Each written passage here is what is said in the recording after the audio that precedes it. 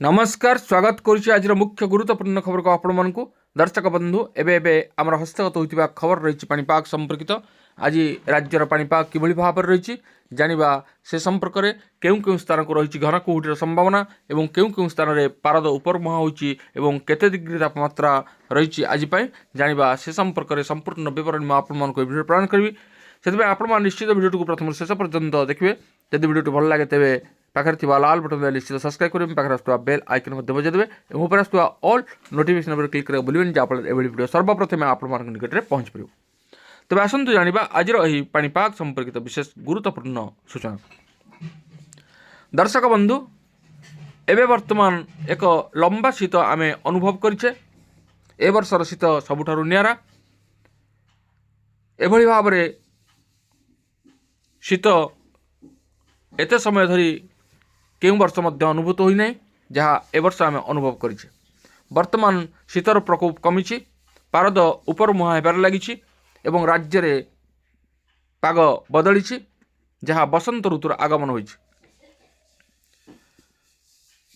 सकाळ समय एवं राति समय किछि मात्रा रे शीत अनुभूत होउछि जहाँ आउ 2-4 दिन पर्यंत एभली भाव में पाग रहिबो तापर पागरे पुणी परिवर्तन हेबो एवं आगको आसुछि भीषण गरम। तेबे ओडिशा रे ऋतु बदलिबा आरंभ होइछि। राज्य रे बसंत ऋतु आरंभ होइतिबा बेले धीरे धीरे राति रे शीत कमुछि। एहा सह दिन बेला खरा ताती बढ़ुछि। भोर समय अनेक स्थान रे कुहुड़ी दृश्यमान हेउछि। विगत 6 दिन मध्य राज्यर अधिकांश स्थान रे तापमात्रा वृद्धि परिलक्षित होइछि।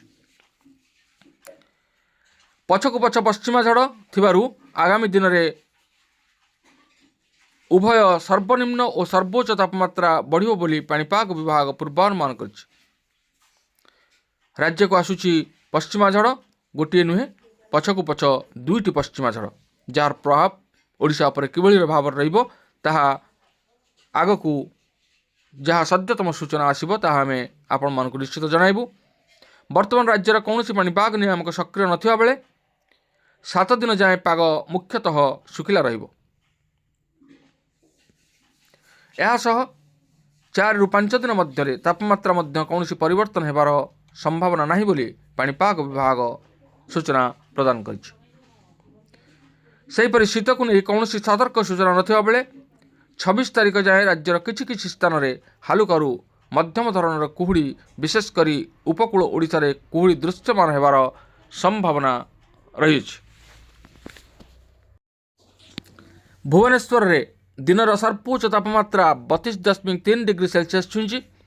19टी स्थान रे दिनर पारद 30 डिग्री उपरे थिबा बेले सेथिरु 7टी जगार तापमात्रा 31 डिग्री उपरे थिला।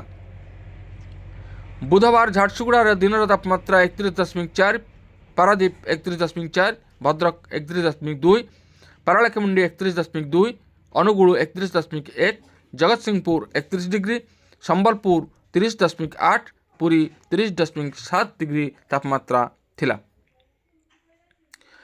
अन्यपटे रातिर तापमात्रा बढ़ी गत 4 दिन भितर उपकूल रे रातिर तापमात्रा 3 डिग्री और आभ्यंतरण रे 7 डिग्री वृद्धि पाई।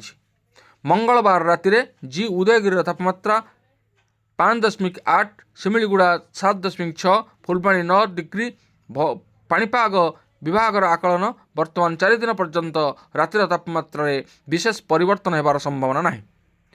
26 तारिख सकाळ पर्यंत राज्यर विभिन्न स्थान में हालुकारू मध्यम धरणर कुहुड़ी होई पारे बोली पाणीपाग विभाग पूर्वानुमान करिछि। तेबे दर्शक बंधु ए थिला आजिर पाणीपाग संपर्कित एक विशेष गुरुत्वपूर्ण सूचना। आगकू जहाँ सूचना आमर हस्तगत हेबो ताहा आमे आपण मानकर अवगत निमंते निश्चित सर्वप्रथम जणाइबु। तेबे आज एतिकी पुणी देखा आगामी भिडियो रे। रहुछि धन्यवाद नमस्कार।